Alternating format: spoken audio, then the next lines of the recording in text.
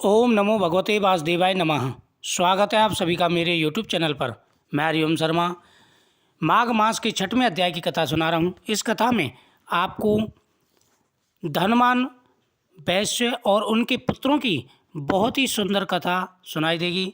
यह कथा बेहद ही ज्ञानप्रद कथा है। इस कथा के श्रवण करने से हर प्रकार की मनोकामना पूरी हो जाती है।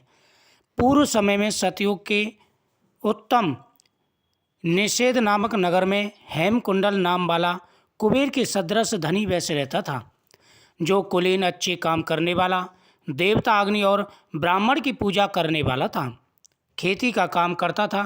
वह गौ, घोड़े, भैंस आदि का पालन करता और दूध, दही, छाछ, गोबर, घास, गुड़, चीनी आदि अनेक वस्तुएं बेचा करता था। उसने इस प्रकार बहुत सा धन इकट्ठा कर लिया। जब वह बूढ़ा हो गया तो मृत्यु को निकट समझकर उसने धर्म के कार्य करने प्रारंभ कर दिए।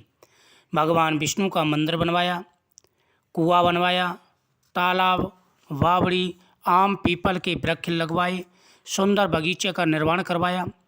सूर्योदय से सूर्यास्त तक वह दान करता, गांव के चारों तरफ जल की प्याऊ लगवाई। उसने सारे जन्म भर जितने पाप किए थे उनका प्रायश्चित करता था। इसी प्रकार उसके दो पुत्र उत्पन्न हुए, जिनका नाम उसने कुंडल और विकुंडल रखा। जब दोनों लड़के युवावस्था को प्राप्त हुए तो हेमकुंडल वैश्य गृहस्थी का सब कार्य सौंपकर भगवान की तपस्या के निमित्त वन में चला गया और वहाँ विष्णु जी की आराधना में शरीर को सुखाकर अंत में विष्णु लोक को प्राप्त हुआ। उसके दोनों पुत्र लक्ष्मी के मद को प्राप्त हो बुरे कर्मों में लग गए। वैश्यगामी बीड़ा और बाजे लेकर वैश्याओं के साथ गाते फिरते थे। अच्छे सुंदर वस्त्र पहनकर, सुगंध तेल आदि लगाकर, भाण और खुशमंदियों के से घिरे हुए हाथी की सवारी करते थे और सुंदर घरों में रहते थे। इस प्रकार ऊपर बोए बीज के सदृश वह अपने धन को बुरे कामों में नष्ट करने लगे। कभी किसी सतपात्र को दान आदि नहीं करते थे, न ही कभी हवन देवता या ब्रह्मा जी की सेवा तथा भगवान विष्णु का पूजन ही करते थे, न ही भगवान शिव का पूजन करते थे।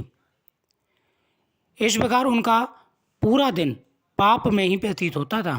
इस प्रकार थोड़े ही दिनों में उनका सब धन नष्ट हो गया और वह दरिद्री को प्राप्त हो गए। अत्यंत दुखी हो गए। भाई, जन, सेवक, उपजीवी सब ने इनको छोड़कर चले गए और राजा के भय से नगर को छोड़कर चोर तथा डाकुओं के साथ वन में रहने लगे और वहाँ अपने तीखे बाणों से वन के पशु, हिरण आदि पुष्ट तथा हिंसक जीवों को मारकर खाने लगे।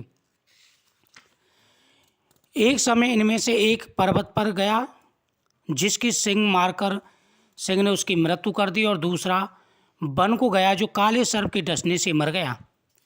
तब यमराज के दूत उन दोनों को बांधकर यम के पास ले गए और कहने लगे कि महाराज, इन दोनों पापियों के लिए क्या आज्ञा है। यानी वह इतने पापी थे, दुराचारी थे, दिन रात पाप में लगे रहते थे। एक समय वह वन में रह रहे थे तो एक भाई पहाड़ पर चढ़ रहा था। तभी वहाँ पर एक व्याघ्र सिंह ने उसको मार करके मृत्यु का ग्रास बना दिया। उसी समय दूसरा जो भाई था वह जंगल में किसी कार्य के लिए जा रहा था। वहाँ पर काले सर्प ने उसे डस लिया और उसकी मृत्यु हो गई। तो इस प्रकार से वह दोनों भाई मृत्यु को प्राप्त हो गए। पूरा जीवन उन्होंने पाप में बिता दिया। ना ही इतना धन होते हुए भी भगवान का पूजन किया और ना ही वह किसी साधु संत की सेवा करते थे। इतना धनवान होते हुए भी धन का क्या फायदा जो अच्छे कर्मों में ना लगे। इतना धनवान होते हुए भी क्या फायदा जो साधु संत और पितरों की पूजा ना कर सके। ऐसा जीवन पशु से भी बेकार है। इसी प्रकार उन दोनों की मृत्यु हो गई। मृत्यु के बाद में उनके पाप कर्मों का दंड देने के लिए यम के दूत उन दोनों को बांध कर ले गए। यमदेव के सामने खड़े हो गए और बोले कि हे यमराज, आप आज्ञा दें, इन दोनों पापियों का क्या किया जाए। इनको कौन से दंड दिए जाएं जिससे इनके पापों का दंड इनको प्राप्त हो। माघ मास के छठवें अध्याय की कथा संपूर्ण हुई। इस कथा के श्रवण करने से हर प्रकार के जान अनजान में किए गए पापों का नाश हो जाता है और व्यक्ति को विशेष ज्ञान प्राप्त होता है। वीडियो को शेयर करें, चैनल को सब्सक्राइब करें। ओम नमः शिवाय।